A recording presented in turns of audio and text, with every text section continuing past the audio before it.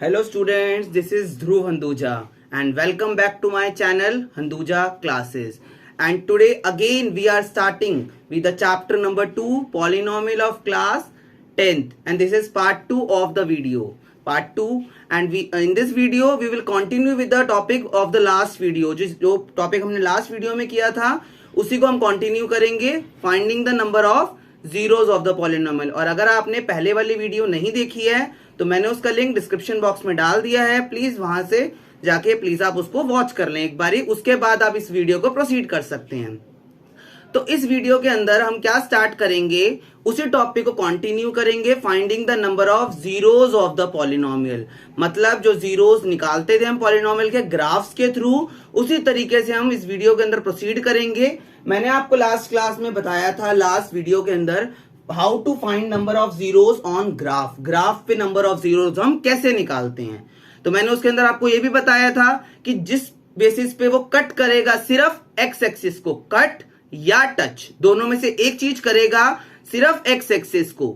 X axis इसलिए बोला था क्योंकि पैराबोला की इक्वेशन होती क्या है, y is equals to x square. मतलब जो भी मैं x की वैल्यू डालूंगा वही मेरी y की वैल्यू आएगी। तो y की वैल्यू तो ऑटोमेटिक आ जाएगी। तो मेन हमारा ध्यान किस पे होना चाहिए, x के ऊपर।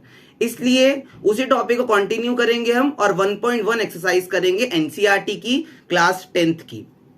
तो मैं आपको एक बार रिवीजन मरवा देता हूं पहले टॉपिक का कि हमने पढ़ा क्या था लास्ट क्लास में, उसके बाद मैं आपको एक्सरसाइज 1.1 पे लेके चलूंगा एनसीईआरटी की।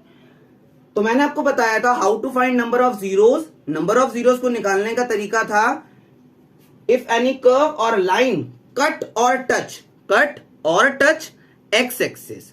ग्राफ के ऊपर अगर कोई लाइन या कोई कर्व एक्स एक्सिस पे कट कर रहा है, जितनी बार वो एक्स एक्सिस पे कट करेगा उतने नंबर ऑफ क्या हो जाएंगे, उसके जीरोज हो जाएंगे। तो मैं यहां पर शॉर्ट में लिख पे देता हूं, जितनी बारी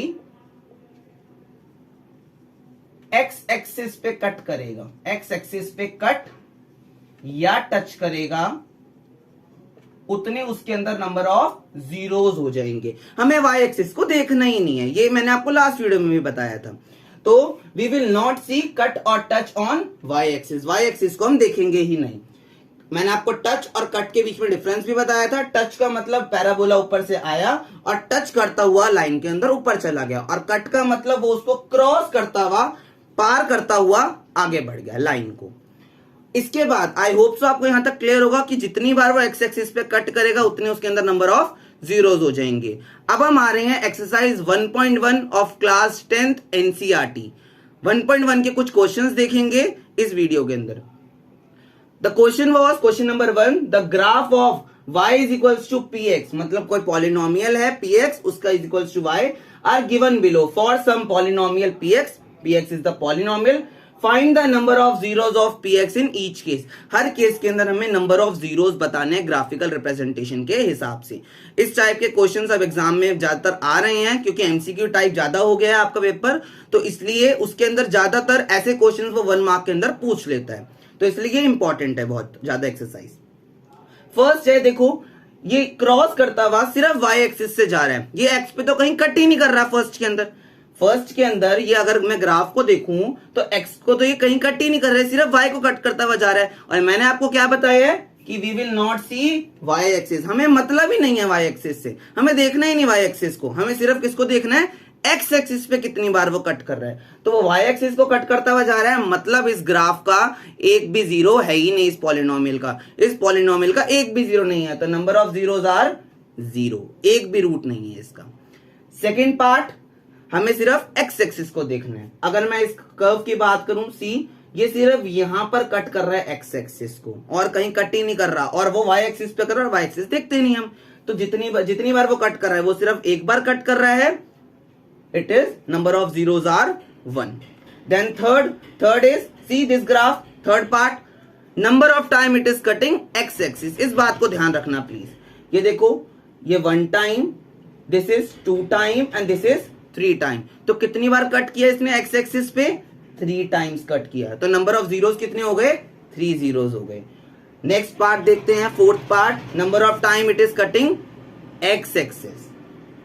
सी हियर 1 टाइम, 2 टाइम, तो number of zeros will be 2। Then next fifth part, 1 2 3 and 4। तो कितनी बार एक्स एक्सिस पे कट किया? 4 टाइम्स। वाई को तो देखना ही नहीं है हमें। तो नंबर ऑफ जीरोस कितने हो गए इस पॉलिनोमियल के? 4 जीरोस हो गए। Then the six part see here 1 2 3। कितनी बार कट किया एक्स एक्सिस पे? 3 टाइम्स कट किया। तो इसके नंबर ऑफ जीरोस कितने हो गए? नंबर ऑफ जीरोस हो गए 3। तो जितनी बार वो एक्स एक्सिस पे कट करेगा हमने उतनी बार इसको देखा। तो इसी के साथ हमारी एक्सरसाइज 1.1 एनसीईआरटी की खत्म होती है। अब इसके बाद जो नेक्स्ट टॉपिक है आपके इस चैप्टर का, that is relationship between zeros and coefficient. Zeros और कोफिशिएंट के बीच में क्या रिलेशनशिप है, क्या उनके बीच में रिश्तेदारी है, क्या उनके बीच में रिलेशनशिप है, अब हम ये सीखेंगे। तो उस टॉपिक को प्रोसीड करते हैं, उस टॉपिक के साथ हम आगे बढ़ते हैं, that is number of zeros. Number of zeros का टॉपिक तो हमें क्लियर हो गया होगा, आई होप सो। अब हम क्या स्टार्ट करेंगे? अब हम स्टार्ट करेंगे relationship between zeros and coefficient. Number relationship between zeros and coefficient. लेकिन इस टॉपिक को समझने से पहले मैंने आपको, अगर आपने फर्स्ट वीडियो मेरी देखी हो पार्ट 1, उसके अंदर मैंने आपको बताया था कि अलग अलग टाइप के अलजेब्रिक एक्सप्रेशन होते हैं, जैसे कि लीनियर, क्वाड्रेटिक। तो इस चैप्टर में बेसिकली जो हम डील करने वाले हैं वो है क्वाड्रेटिक पॉलिनोमियल। कि क्वाड्रेटिक पॉलिनोमियल के अंदर स्टैंडर्ड फॉर्म कैसी होती है। स्टैंडर्ड फॉर्म का मतलब होता है क्वाड्रेटिक पॉलिनोमियल दिखता कैसे है, उसकी रिप्रेजेंटेशन कैसी है, वो देखिएगा कैसे हमें। तो अगर मैं स्टैंडर्ड फॉर्म की बात करूं, standard form of quadratic polynomial, standard form of quadratic polynomial, अगर मैं क्वाड्रेटिक पॉलिनोमियल की स्टैंडर्ड फॉर्म की बात करूं तो क्वाड्रेटिक पॉलिनोमियल की स्टैंडर्ड फॉर्म होती है, मतलब हमें क्वाड्रेटिक पॉलिनोमियल, तो standard form of quadratic polynomial मतलब हमें क्वाड्रेटिक पॉलिनोमियल दिखता कैसे है, देखने में पॉलिनोमियल दिखता कैसे है हमें, वो चीज हम यहां सीखेंगे। तो क्वाड्रेटिक पॉलिनोमियल हमें किस तरीके से दिखेगा? ax² plus bx plus c। मतलब क्वाड्रेटिक पॉलिनोमियल की स्टैंडर्ड फॉर्म है। क्वाड्रेटिक पॉलिनोमियल का रिप्रेजेंटेशन कैसे होता है? ax² plus bx plus c। कोई भी क्वाड्रेटिक पॉलिनोमियल आप देखोगे वो इसी फॉर्म में होगा, जहां पर a क्या होता है? a is the coefficient of x², where a is the coefficient of x². What is b? b is the coefficient of x. b is called the coefficient of x. And what is c? c is called constant. आप कोई भी quadratic polynomial देख लो, जैसे कि अगर मैं इस quadratic polynomial की बात करूं, जैसे कि 2x² प्लस 5x प्लस 6, अगर मैं इसकी बात करूं, ये भी क्वाड्रेटिक पॉलिनोमियल है। तो अगर यहां पर मैं a की बात करूं तो what is a? a is 2. What is b? b is 5. And what is c? c is 6. तो क्वाड्रेटिक पॉलिनोमियल का ये रिप्रेजेंटेशन था, ये स्टैंडर्ड फॉर्म थी, where representation is ax² plus bx plus c। And what is a? a is the coefficient of x². What is b? b is the coefficient of x. And then what is c? c is the constant without any variable. c is called constant. आप अगर ध्यान से देखो तो एक एक करके power कम होती जा रही है। मतलब पावर किस ऑर्डर में है? पावर बड़े से छोटे के ऑर्डर के अंदर है, बड़े से छोटे जिसे बोलते हैं डिसेंडिंग ऑर्डर के अंदर है।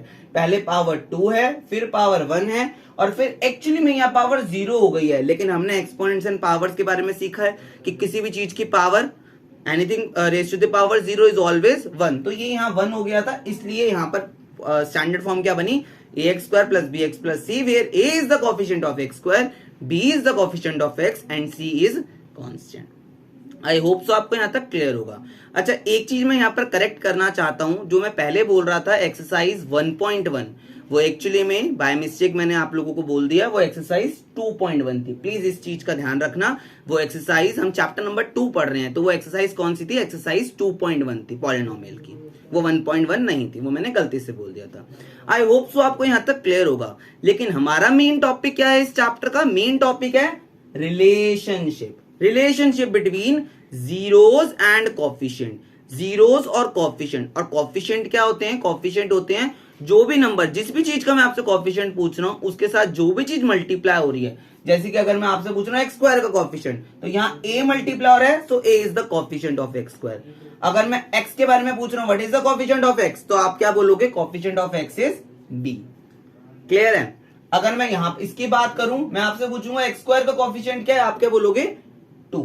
जो भी चीज, जिस चीज का भी कोएफिशिएंट पूछा जाता है उसके साथ जो भी चीज मल्टीप्लाई हो रही है, मल्टीप्लिकेशन के अंदर है, उसी को हम क्या बोल देते हैं, उसका कोएफिशिएंट बोल देते हैं।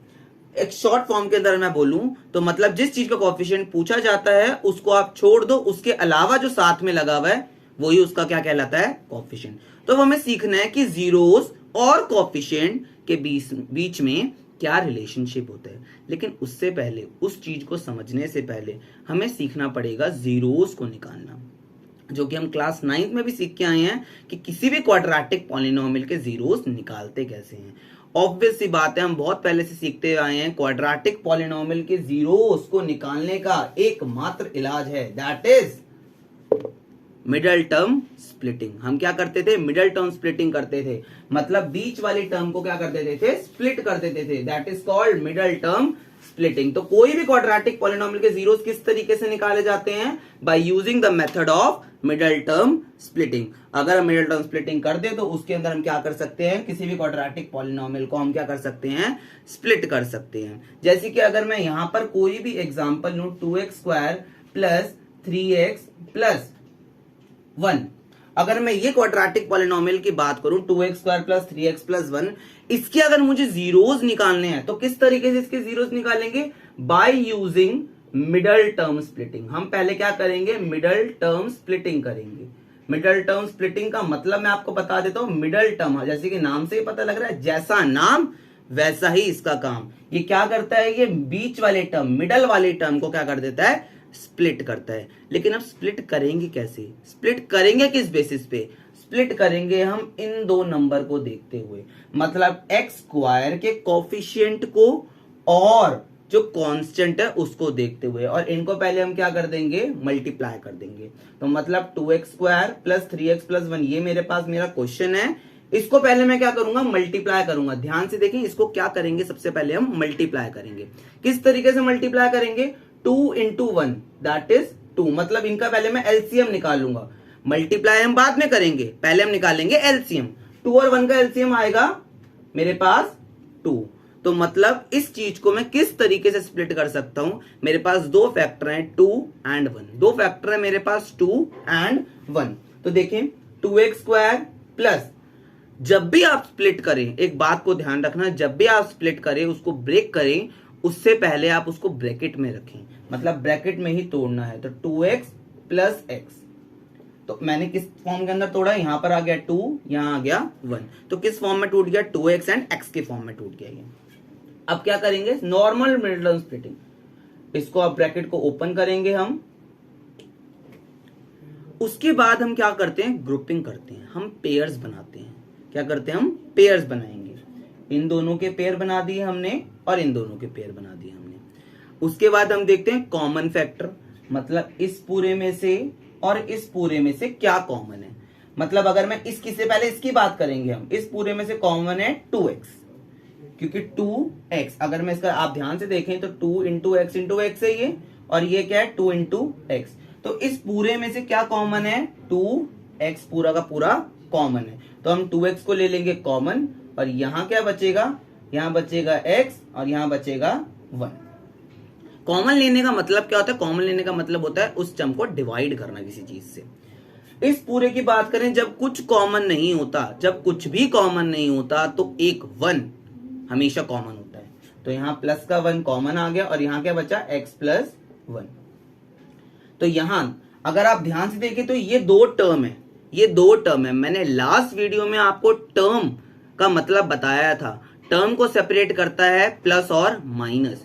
तो मतलब ये पूरी एक टर्म है और ये पूरी एक टर्म है, और इन दो टर्म के अंदर से, और इन दो टर्म के अंदर से क्या कॉमन है हम ये देखेंगे। इसमें भी x प्लस 1 है और इसमें भी x प्लस 1 है। पूरे में से क्या कॉमन आ गया, x प्लस 1, और अगर इसमें से x प्लस 1 बाहर आ गया तो यहां क्या बचा, 2x, और यहां क्या बचा, प्लस का 1। तो ये आ गए मेरे दो जीरोस। बेसिकली ये तो मेरे अभी फैक्टर्स आए हैं, ये दोनों क्या आए हैं, मेरे अभी फैक्टर्स आए हैं। हमें अभी दो जीरोस निकालने पड़ेंगे। अब जीरोस कैसे निकालते हैं, जीरोस निकालने का तरीका, जैसे कि x प्लस 1 आया तो इसको इक्वेट कर देंगे जीरो के, x की वैल्यू क्या आ जाएगी, x की वैल्यू आ जाएगी -1, और दूसरा जीरो 2x प्लस 1 था इसको भी इक्वेट कर देंगे 0 के, 2x is equals to -1, x की वैल्यू आ गई -1/2। ये आ गए मेरे दो जीरोस। अब आप लोग का एक चीज आ रही है, that is alpha and beta. अब आप पूछेंगे ये अल्फा ये बीटा होते क्या हैं? एक और टर्म होती है गामा। जब क्यूबिक पॉलिनोमियल होता है तो एक और टर्म आपको देखने को मिलेगी, दैट इज गामा। तो पहले मैं आपको ये बता दूं ये अल्फा बीटा और गामा है क्या। एक्चुअली में होता ये था कि अब बहुत सारे रूट्स, अगर मैंने दो रूट्स निकाले, अब हर किसी को मैं एक्स की वैल्यू बोलूंगा तो थोड़ा सही नहीं लगता था, और ना ही मैं कोई इंग्लिश के अल्फाबेट से डिनोट कर पाता, क्योंकि हमने इंग्लिश के अल्फाबेट्स को तो वेरिएबल्स के लिए यूज कर रखा है। तो मैथमेटिशियंस ने क्या किया, मैथमेटिशियंस ने एक काम किया कि वो ग्रीक के लेटर्स लेके आए, वो ग्रीक के लेटर्स लेके आए इन जीरोस को डिनोट करने के लिए। तो अल्फा बीटा ऐसा कुछ भी नहीं है, कुछ भी डिफिकल्टी नहीं है। अल्फा बीटा सिर्फ नाम है हमारे जीरोस की, जो कि हमने अपने जीरोस के क्या रख रखे हैं, नाम रखे हुए हैं, अल्फा एंड बीटा। तो अगर एक जीरो मेरा एक्स की वैल्यू -1 है तो एक का नाम रख दिया अल्फा, दूसरे का मैंने क्या नाम रख दिया, बीटा। एक का नाम रख दिया अल्फा, दूसरे का नाम बीटा। तो ऐसा कुछ नहीं अल्फा बीटा के अंदर, अल्फा और बीटा सिर्फ हमारे जीरोस के नाम है। तो इस तरीके से हमने क्या निकालना सीखा, किसी भी क्वाड्रेटिक पॉलिनोमियल के जीरोस निकालने सीखे। और मैंने आपको यहां पर यह भी बताया कि अल्फा बीटा होते क्या है, सिर्फ ग्रीक के लेटर्स हैं जिनको हम यूज करते हैं अपने जीरोस को डिनोट करने के लिए। लेकिन हमारा मेन टॉपिक क्या था, हमारा मेन टॉपिक था relationship between zeros and coefficient, जहां पर मैंने आपको कोफिशिएंट का मतलब तो बता दिया, लेकिन जीरोस का मतलब नहीं बताया मैंने। जीरोस का मतलब अब हम यहां पर सीखेंगे कि एक्चुअली में ये जीरोस क्या होता है, जो कि अभी हमने निकालना भी सीखा, अभी हमने निकालना भी सीखा। तो कुछ भी नहीं है जीरोस, जीरोस को हम और भी नाम से बोलते हैं, रूट्स भी बोल देते हैं, सॉल्यूशंस भी बोल देते हैं। तो सिंपल सी लैंग्वेज में अगर मैं बात करूं तो जीरोस या रूट्स या सॉल्यूशन का सिंपल एक सिंगल लाइन के अंदर मतलब है एक्स की वैल्यू, एक्स या वाई की वैल्यू। जो एक्स या जो वाई की वैल्यू हम फाइंड आउट करते हैं, हम बचपन से फाइंड आउट करते हैं, बचपन का मतलब 6th क्लास से हम लीनियर इक्वेशन चैप्टर पढ़ते हुए आए हैं, तो वहां पर हम एक्स वाई की वैल्यू, अलग अलग वेरिएबल्स की वैल्यू फाइंड आउट करते थे।